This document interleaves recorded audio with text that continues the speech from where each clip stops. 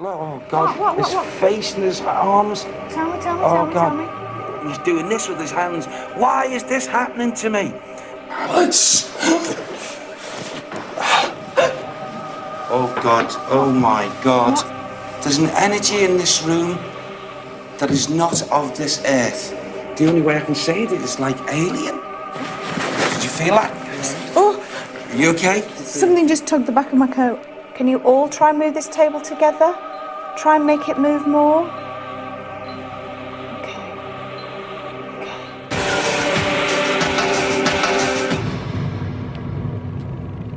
That was last night. Tonight is Halloween, and we have come to one of the most paranormally active places in the United Kingdom. We've come on the hunt for the ghosts of the witches of Pendle, and this is Most Haunted Live.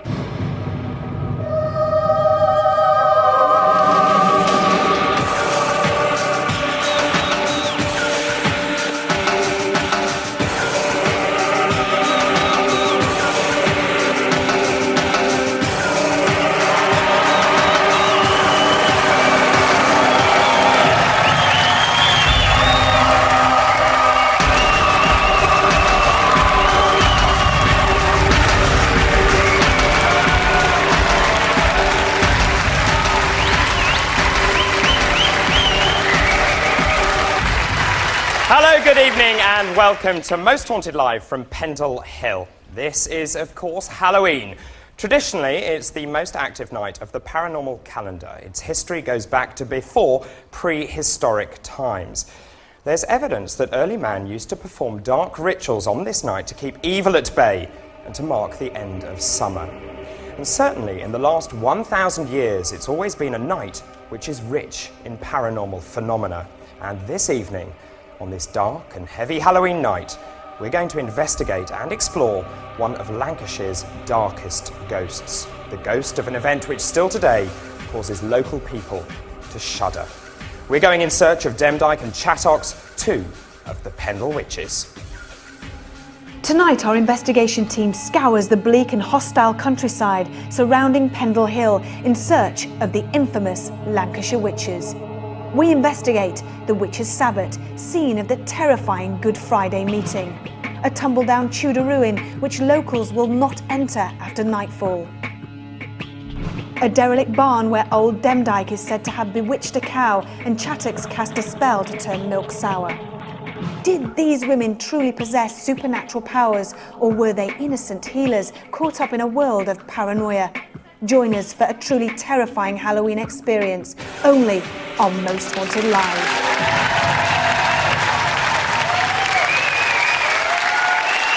Well, to help us on our psychic detective investigation, we have the cream of the paranormal world, so please will you welcome the men in charge of our research. It's our historians, Richard Jones and Richard Felix. And with me on the sofa here is one of our experts, of course. It's our psychic, it's David Wells. Now, I can tell you that our parapsychologist and voice of reason, Matthew Smith, will be joining us a little later. And also following up on the leads that you, our viewers, pass on are the interactive team, ably headed by Mr. Julian Clegg.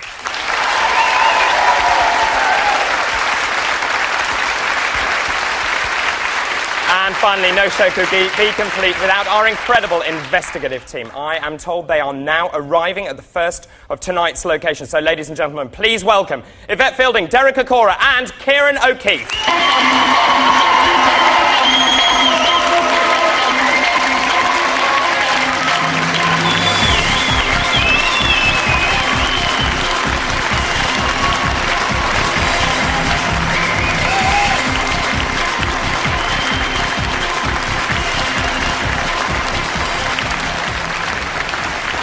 Well, good evening to you, Yvette, Derek, Kieran and the rest of the team.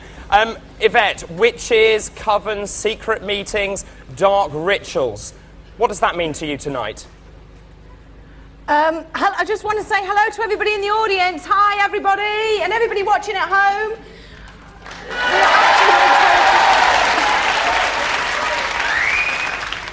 We have no idea what to expect tonight. We do know that we're out on location. It's very, very dark, it's cold, and we're right near to one of the first locations that we're going to go to, and it doesn't look nice at all. Now, of course, we're in the shadow of Pendle Hill. It's Halloween night, paranormally significant night. How are you feeling about tonight as opposed to last night? Last night was fantastic. What about tonight? Well, because I know where we're going, Derek obviously doesn't know where we're going. I'm very, very nervous. I'm very anxious because we're dealing with a lot of history. We're hopefully going to uncover a lot of things that have happened to this place. Many, many people have experienced, seen things here, and they're not pleasant at all. So hopefully, I want it all to happen, but at the same time I'm thinking, no, please, don't anything happen horrible. I have to add a sort of note of caution at this point, because I want you to remember, cast your mind back to last night, because last night David Wells was involved in an automatic writing experiment. He came up with some, well, ominous results, which might well be relevant for our investigation tonight. So let's just have a look at what happened last night. I don't know where we are geographically to the hill, but I think he's pointing to the hill. He's doing that. Is that what the hill is? That's exactly what it is. Is it? Yeah. Okay, that's what he's saying. He's pointing directly to the hill. He's saying wait. Wait. You know, I hate to be melodramatic about this, but it's like he's saying wait until tomorrow. What does that mean, wait until tomorrow, David Wells?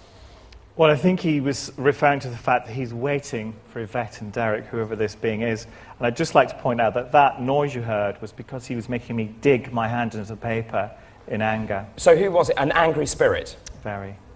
And does that make you nervous for Derek, Yvette and the rest of the team tonight? Certainly, yeah. It makes me nervous about what may happen. I know that Derek's very experienced to be able to handle it, but I don't think we're talking Teletubbies here. Okay. Does that make you nervous, Yvette? I've just heard that. It doesn't make me feel very happy at all. Derek obviously can't hear, so apparently David Wells is saying that last night he picked up on a not particularly very nice entity saying that wait until tonight, basically. Yes. And they're going to be waiting for us. Well, David is a very good instrument of spirit, and if he's had that warning, I've got this apprehension also. I didn't want to tell you this as severe as what it is, but there's something of an energy that does not want us to go in or even talk about the conditions on this property. I know you can't hear it, but there's some dogs further down there, but they keep howling. Howling, yeah. Okay, dogs are, you know, they pick up conditions, even the negative conditions, a lot quicker than us humans.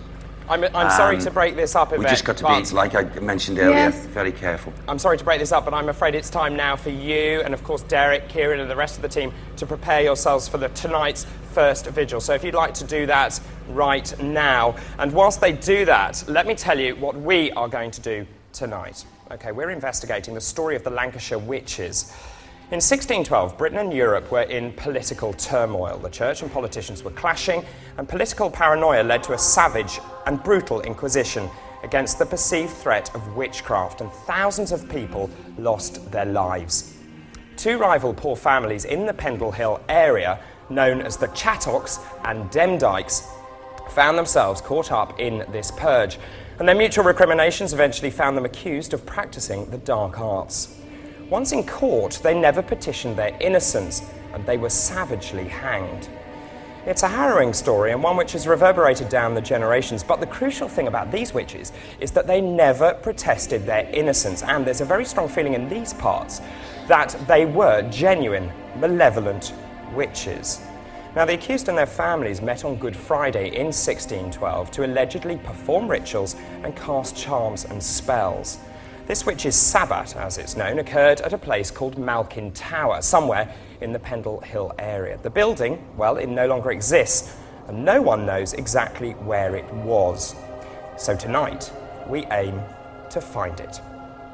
Julie. That's right. Well, the location of the Sabbat and the Malkin Tower is a mystery. But last night, we asked you to use your combined forces to help us pinpoint it. We appealed to you to use your viewing powers to pinpoint where the Sabbat might be. And this is where you decided we should look.